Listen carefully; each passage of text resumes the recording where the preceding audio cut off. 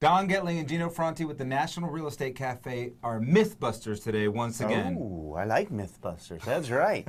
You get your daily dose of real estate market updates by texting NREC to the number 58885. NREC to 5885, a 3.5-minute video that gives you updates on what's really happening in the real estate markets with no political or media spins. No agenda. No agenda. So today, our agenda is something we're going to beat you over the head with again. Oh my gosh, yes. All right, one more time. Myth. The number one myth is that you need 20% down to buy a home.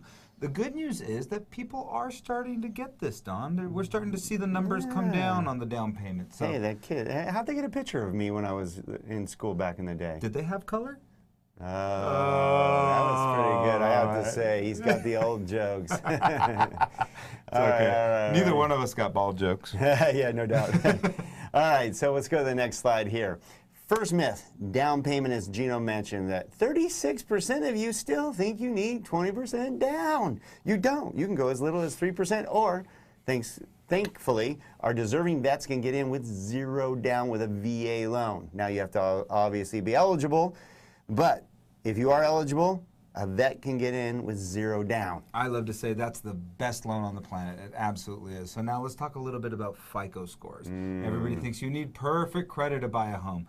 That's not true either. 45% think that a good credit score is over 780. Let me tell you, not a lot of people have a good credit score over 780. So half of you are wrong.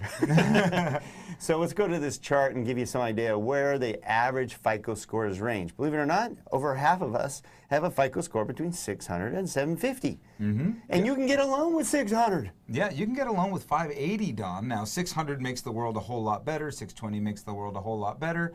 And then after that, there's a whole nother tier over 700 that makes things better. Now, it is important to note, though, that for those of you that have a 740 or higher FICO, there's only few loan programs that benefit from 740 or higher. Usually anything between 740 and the top tier 800, it's all the same pricing for Fannie Mae, Freddie Mac, and FHA.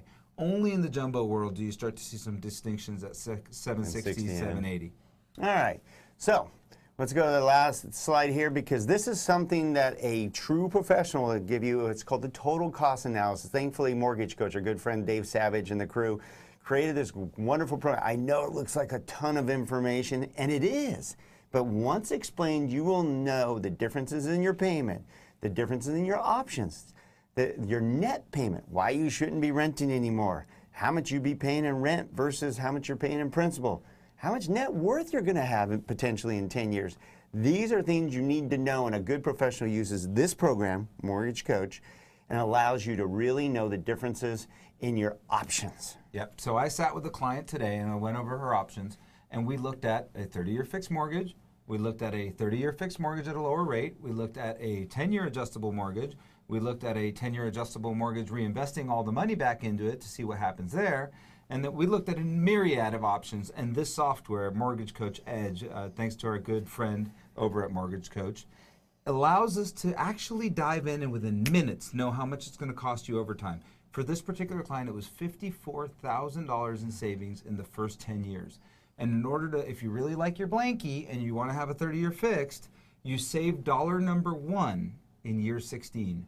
So if you really think you're going to be this home for 16 years or more, you should take the 30-year fix. Otherwise, the 10-year arm was a better option for her. So, and we can do the analysis with your refinancing to see if it's worthwhile to lower your interest rate or to pull cash out to pay off debt.